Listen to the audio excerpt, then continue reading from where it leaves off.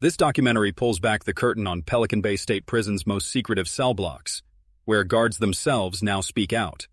From covert beatings ordered by staff to the 30-minute checks inmates called sleep torture, every claim is drawn from court records, news reporting, and sworn testimony. Stay until the end to hear how these revelations reshaped one of America's most infamous supermaxes. Pelican Bay State Prison opened in 1989 to house California's worst of the worst. Validated gang members, lifers, and high-risk offenders, California Department of Corrections and Rehabilitation. Its Security Housing Unit, SHU, was designed for 22 to 24-hour-a-day lockdown. Former staff describe a culture where maintaining control eclipsed every other concern. According to Prison Legal News, federal prosecutors revealed that in the mid-1990s, two correctional officers, Michael Powers and Jose Garcia, used inmate enforcers to assault targeted prisoners, promising them contraband or privileges in return. PrisonLegalNews.org. In 1999, a federal jury convicted both men of conspiring to violate civil rights. After testimony, linked them to orchestrated beatings and stabbings that left several inmates severely injured and at least one dead. U.S. v. Powers Garcia, ed. Cal. Day 1999. Court records show that the scheme relied on shot callers already housed in the SHU, inmates who had influence over others. When a guard identified a problem prisoner, sometimes someone who filed grievances, sometimes a suspected gang rival, they would discreetly signal the enforcers. In exchange for carrying out the attack, the cooperating inmates might receive alcohol, extra yard time, or reduced disciplinary write-ups. PrisonLegalNews.org. These practices, prosecutors argued, transformed a supposedly secure facility into a covert battleground. The scandal broke only after an internal whistleblower tipped off federal agents. At trial, witnesses included both inmates and staff who described coded hand signals and falsified incident reports used to cover up the assaults. The convictions were rare. Few California correctional officers had ever faced federal criminal charges for conduct inside a state prison. The case reverberated through Pelican Bay, drawing national media attention and triggering a series of internal reviews about staff oversight. Los Angeles Times, 1999. Even after the verdicts, however, many procedures in the SHU remained unchanged. Former inmates say that the message was clear: you can complain, but the system will still grind you down. As we move deeper into this story, we'll see how control measures evolved from outright brutality to subtler forms of pressure, and why some guards defend those tactics as essential for survival in what they call the most dangerous cell blocks in America. In 2015, Pelican Bay officials introduced a policy known as the 30-minute welfare check in the SHU. On paper, the measure was presented as a safety reform. Guards would walk past each cell twice an hour to confirm inmates were alive and responsive. California's Department of Corrections framed the practice as a protection against suicide, especially after legal challenges had criticized the isolation units. Ninth Circuit Court of Appeals, Ashker versus Governor of California. But for those inside, the reality felt very different. Dozens of prisoners filed sworn statements describing the checks as sleep torture. PrisonersWithChildren.org. Each pass involved guards slamming metal keys against doors, flicking flashlights into darkened cells, or shouting commands to wake unresponsive inmates. With 48 checks every day, inmates claimed they could no longer rest for more than a few minutes at a time.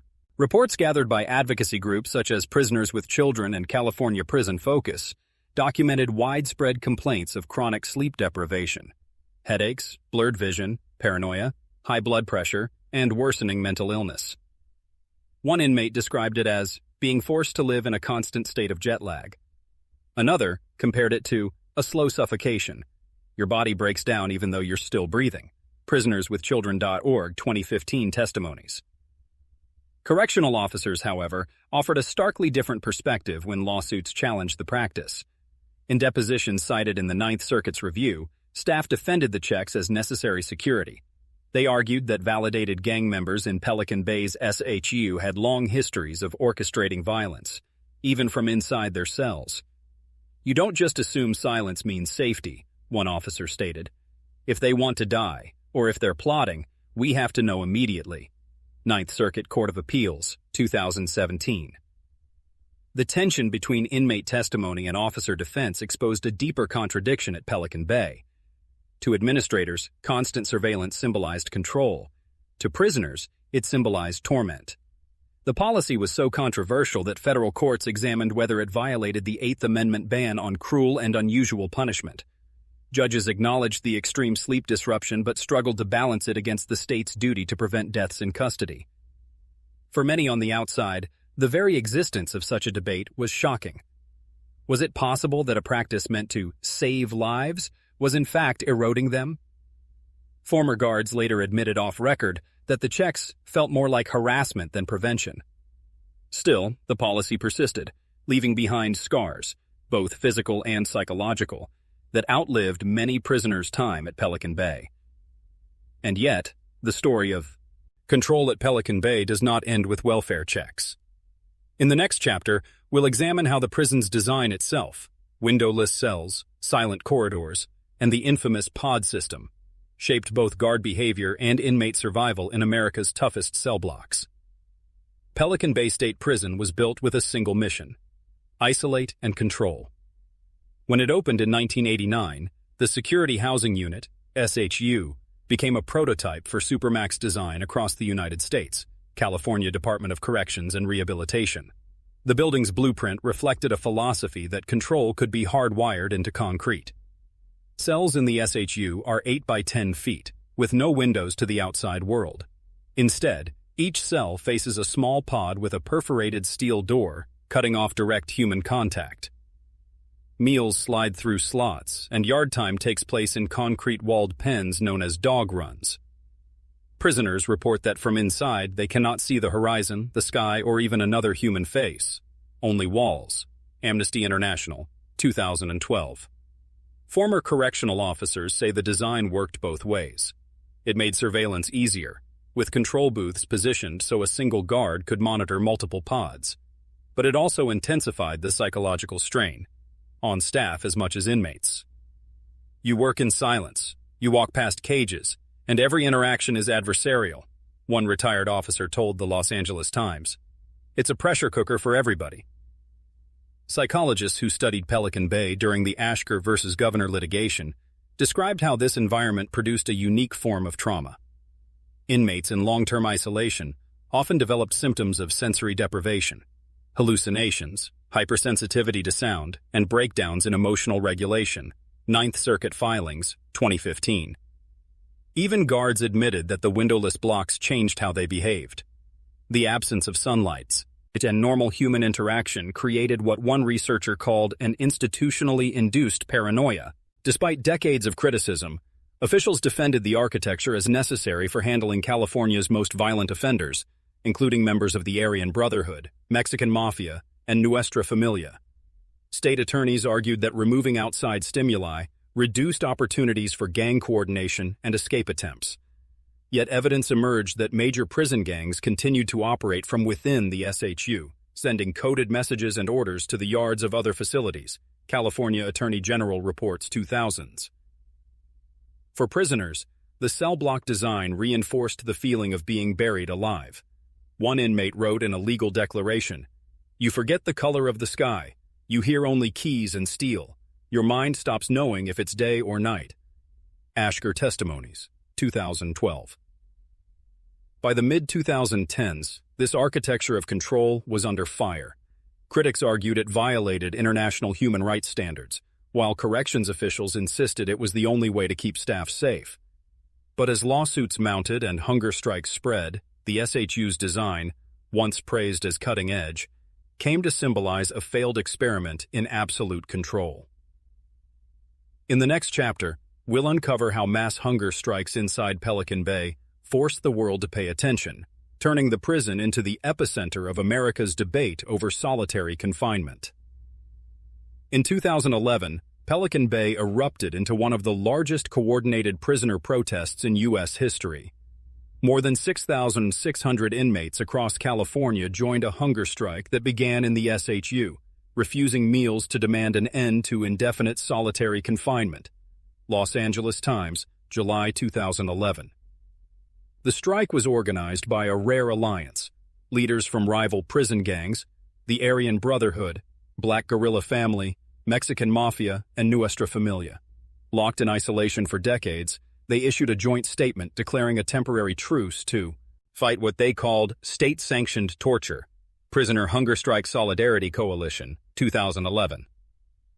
Their demands were straightforward: end long-term isolation without meaningful review, provide basic human contact, including phone calls and family visits, stop using gang validation, often based on tattoos, artwork, or confidential informants, as grounds for indefinite SHU placement, improve access to healthcare and educational programming. Media coverage soon revealed the human toll behind the protest.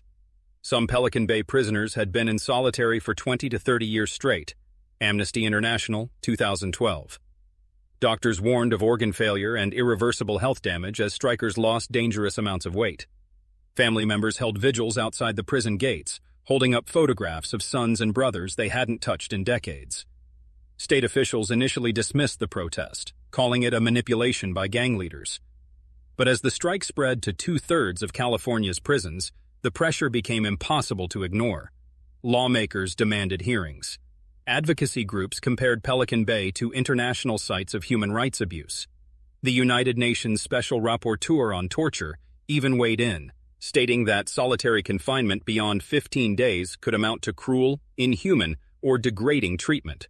UN Report, 2011. By October 2011, some prisoners had gone without food for weeks, forcing California to negotiate. Officials agreed to modest reforms: clearer gang validation rules, minor increases in privileges, and promises of review for SHU terms. But many strikers argued the changes were cosmetic.